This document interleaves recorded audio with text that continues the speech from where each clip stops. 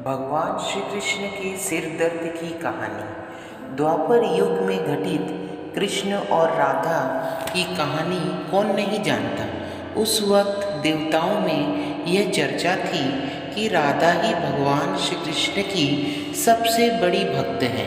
पर इस पर बात से एक व्यक्ति सहमत नहीं थे और वो थे नारद मुनि। वह अपने आप को ही भगवान कृष्ण का सबसे बड़ा भक्त मानते थे। पर देवताओं में राधा रानी के विषय में चर्चा सुनकर उन्हें जलन महसूस होने लगी थी। नारद मुनि के स्वभाव से भगवान श्री कृष्ण भी बहुत अच्छी तरह अवगत थे। एक दिन नारद मुनि कृष्ण भगवान से मिलने द्वारिकापुरी गए थे।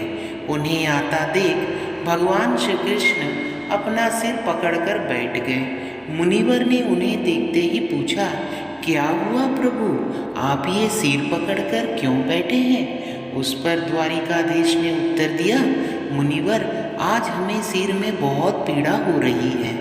नारद बोले, तो प्रभु इस पीड़ा को मिटाने का क्या कोई उपाय है?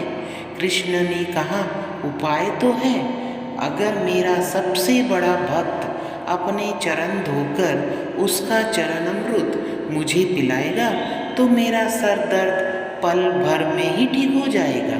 कृष्ण के मुख से यह उपाय सुनकर कुछ पल के लिए मुनिवर सोच में पड़ गए कि हूँ तो मैं ही सबसे बड़ा कृष्ण भक्त, लेकिन अगर मैं अपने पैर धोकर उसका चरण अमृत प्रभु को पिलाऊंगा तो मुझे नरक जाने जितन महापाप लगेगा।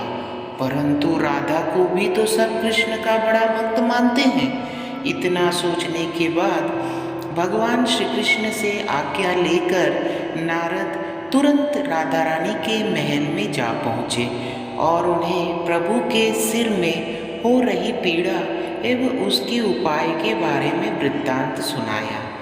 वह सुनकर राधा रानी ने एक क्षण भी विलंब न करते हुए अपने चरण धोकर उसका अमृत एक कटोरी में नारद मुनि के हाथ में लाकर दिया और कहा, मुनिवर, मैं नहीं जानती कि मैं भगवान कृष्ण की कितनी बड़ी भक्त हूँ, पर मैं अपने ईश्वर आराध्य को पीड़ा में नहीं देख सकती।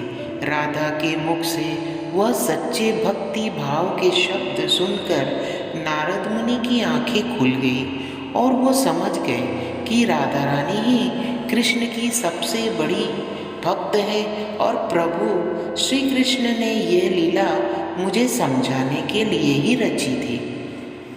धन्यवाद।